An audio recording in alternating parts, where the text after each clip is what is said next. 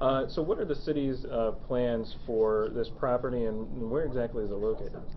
So this is the property. It's the Blum kind of recycling center scrapyard that's been operating at kind of the intersection of 16th and Elm Street for probably the past 60 or so years. So that's the property we're looking at. We have agreements with Mr. Blum to purchase the property, and so our plans are to kind of redevelop that more into a public space at this point. Okay.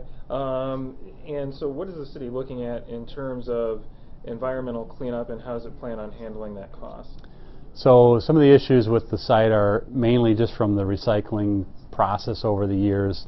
There's some contaminants in the soil, like in the top, foot to 2 feet of soil. There's some contaminants that have collected, and so in order for us to use the property for public space, we've got to make sure we kind of eliminate the exposure risk to citizens, and that either can be done by removing the soil or just placing a barrier over the top of it, so a parking lot or a building. So right now that's kind of what we're looking at, is maximizing keeping the soil in place, and if we're able to do that, then the environmental cleanup costs of not only remediating the soil, but also just with the building, asbestos and just other kind of pollutants with the building, we're estimating about $500,000 in cleanup costs.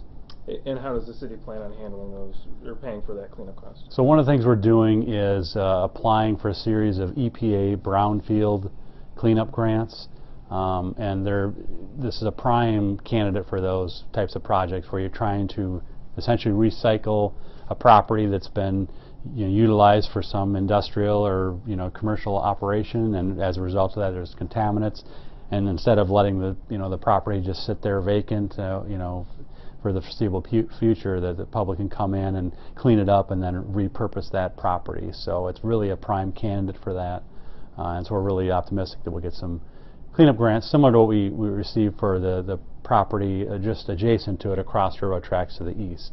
Okay. And then what is the timeline for this? When is the soonest that people could start seeing the property be developed? So it'll happen in stages. So the first thing is we'll be applying for cleanup grant funding late this year. That money would become available later next year. We would start the process of cleaning the site. We'd apply for another round of cleanup funding. So hopefully have the site essentially green space, or to some level where it's cleared, building removed, or what have you, by the end of say 2018 or beginning of 2019.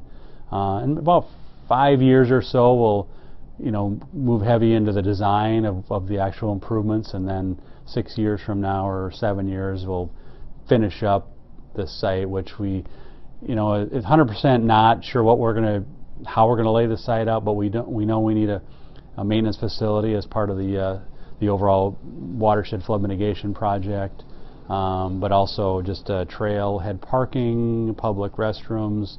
Those are all a need definitely at this space, as well as more green space.